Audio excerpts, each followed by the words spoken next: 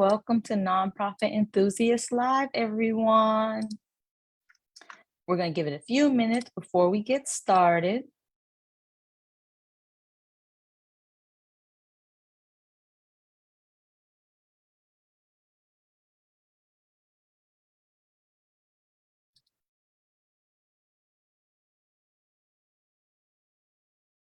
All right, so this month's theme has been Nonprofit 101 and Leadership and Board Development. Last week, we had Robert Jones join us, and we talked about some really good tips. So if you missed last week, go ahead and check out the guide section to catch up on that replay. All right. And today we're going to continue the topic on Nonprofit 101, leadership and board development. So you definitely don't want to miss out on today's conversation, particularly when it comes to how to recruit board members, which I know that's a question that's oftentimes asked. So we'll talk a little bit about that today. Make sure that you invite your friends to the Facebook group and tag them here so that they can tune in. If you feel they need to be a part of this live session, definitely tag them. If you're catching us on replay, give us a hashtag replay in the chat box. While we wait for others to join, let us know that you are here. Happy Tuesday. Give us something in the chat so that we know you are here. And we are going to get started.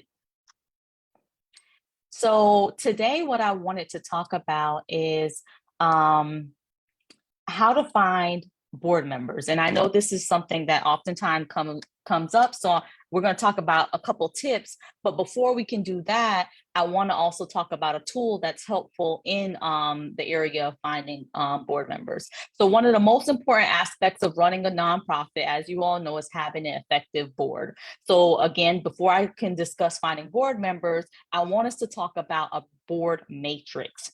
So a board matrix is essential in helping to ensure that your nonprofit has the right people on the board with the right skills and the right experiences.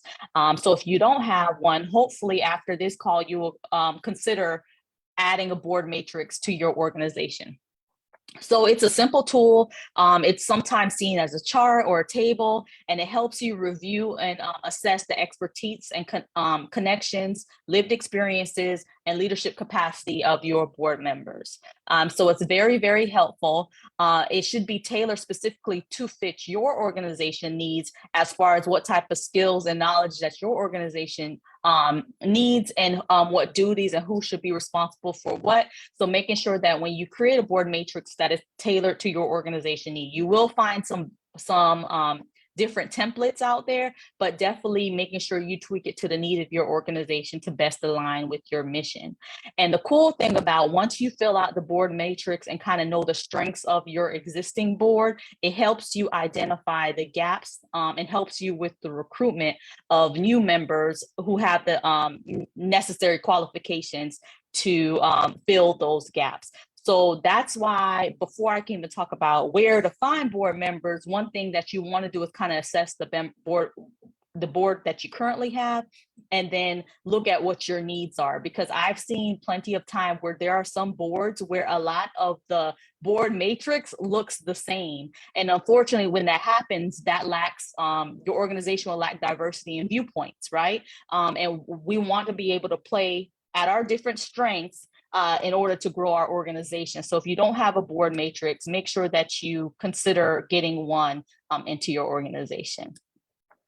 Hey, Dolly, good morning.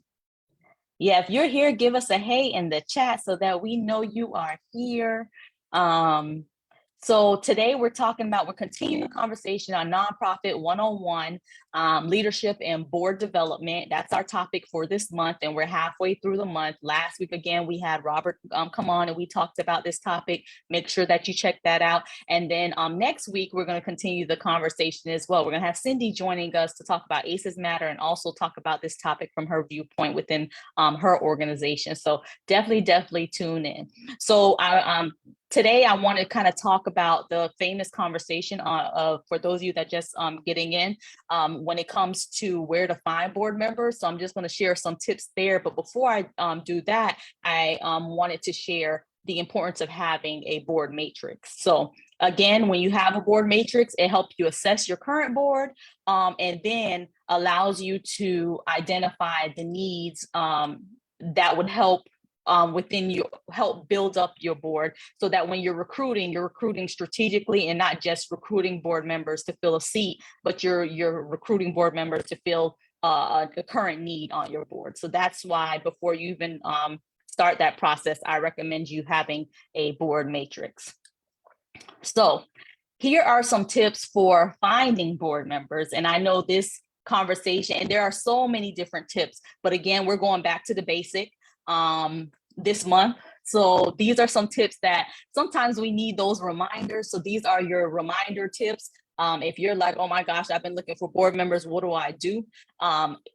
Here are some tips. So one, friend raising is key, right? So that's something we often talk about here at Nonprofit Enthusiasts. We don't go around and network, but we go around and we're intentional about building relationships in everywhere that we go. So friend raising is key, and it can be very beneficial to recruiting board members.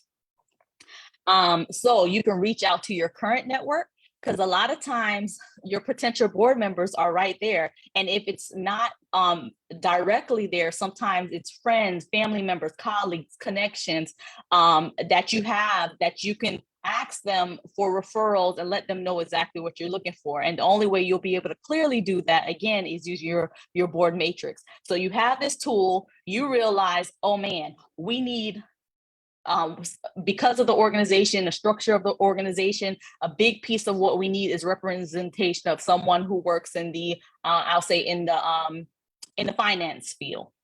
Just throwing one out there. So then, okay, when I'm talking to my friends, talking to my family, I know this friend works at the bank here. Maybe she'll know someone that will be interested. It kind of helps you start that conversation. So that's how that brand matrix plays into the recruitment of your new board members.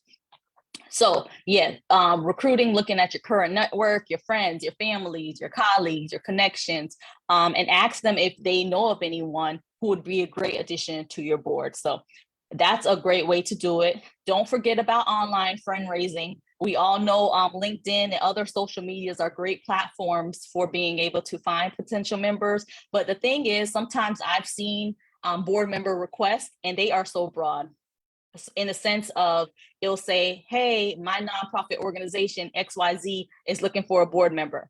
If I'm outside, number one, I know nothing about your organization, so I don't even connect to, whether that mission will speaks to me. And then number two, sometimes it doesn't specify, well, what kind of role are you looking for? Because if I know that you're looking for, let's say you just want a nonprofit professional to help you with, if you had those details in there, instantly through that posting, you'll be able to know if there's a connection there. So making sure, don't forget about online friend raising. It's an awesome tool. And then we talked about this last year. We talked about get involved with your local chamber. That's also an opportunity to fundraise overall for your organization. And a lot of potential board members can be right there at your fingertips. So make sure that you get involved with local chambers at your within your area. So that's one tip. Fundraising is key. Another tip is, again, to use your online resources that's available to you. There are a number of online resources. There are sites like BoardSource, where if you go onto BoardSource website, they have a database that ultimately takes you back to LinkedIn, but the searching is already there. And it'll pull up people in your area that fits that need that you're looking for. So there's so many online resources like that. Like here, I know at one of our local colleges, they do the same thing where they match nonprofit with board members. They have that as part of their benefits for being a part of their membership. So look for those type of organizations within your area that does that. And again, like somewhere like BoardSource, that's nationwide. So you can access that from wherever you are. And I spoke about the local organizations having local online forums. And I will recommend, because one thing I like to talk about is people, processes, and systems, right? So when you go through this process of finding a board member, write it down. right? And then be able to kind of track, where did you find the most success? Because there's nothing like going through that process on an ongoing basis. Let's say this year you're doing recruitment, you go through all these steps. You go online, you're friend raising, you're doing all of this, track this, so that way okay, next year this is how I'm going to do my outreach as well. Maybe I need to tweak a little bit here, but you definitely don't want to get yourself in a cycle where every time it's time, and that it can be daunting, every time it's time to kind of recruit board members, it becomes taxing on the board, because it's like, well, what are we going to do? Because we're back at that phase of how we're going to recruit board members again. So jot that down, jot that process down, so that you have that, so that it can become easy to recruit board members as you need them. All right, so then next thing is casting a wide net. Don't forget that there are plenty of people out there who haven't been a part of a nonprofit board before. So look beyond the nonprofit sector. There are so many different sectors, and I honestly believe that helps strengthen your board when you have people that's not only within the nonprofit sector but outside of the nonprofit sector. It brings such a different lens to your organization. So looking outside of the organization, look beyond just those within the sector, and consider candidates from different professional backgrounds who may bring unique perspectives, experiences that could benefit your organization. And cast a wide net. When searching for new board members, don't be afraid to think outside of the box. I've seen some really creative ways for recruiting board members that nonprofits have done, and it worked for them. So don't feel like, oh, I have to do step 1, step 2, step 3. Make it your own process, but through the process, you'll find the things that work best for your organization and those that may not work, right? And then you're going to document it, so the future, when you have to go through the process again, it's easy for you to pick up and say, hey, this is what I'm going to do, and this is how I'm going to do it. And one thing I do want to say, similar to donors, it's really good to build relationships with your potential board members, right? You don't want to just have to cold call all the time to look for board members. If you can start engaging people beforehand, that is one of the best things to do. That way you're getting to know them, they're getting to know you as well. And then, of course, you and the board will work together as far as inviting them to apply or whatever your process is for your particular organization. All right, so today we talked about friend raising is key, utilizing online resources to find board members, and casting a wide net. In addition, we talked about, before you even do this process, taking a look at your board matrix. So, I like to talk, end with homework. So your homework is, if you don't have a board matrix, which I know there are a lot of organizations that do not, consider creating one and having one within your organization. And if you have one, taking a look at it to make sure it's still relevant, and it's a diverse makeup. One thing I love about having the board matrix as well is there's plenty of times I'll be completing a grant application and they want to know the information that's contained on the board matrix. And it becomes easy to create that narrative because we already have that information on file from our board members. As far as, let's say, some of the information may be their age demographic, what brackets they fall within. Some other information may be their profession. And it's easy for us to create narrative around it because we have it in the form of a matrix. For us, it's in the form of a table. Sometimes you see it in forms of charts for our organization.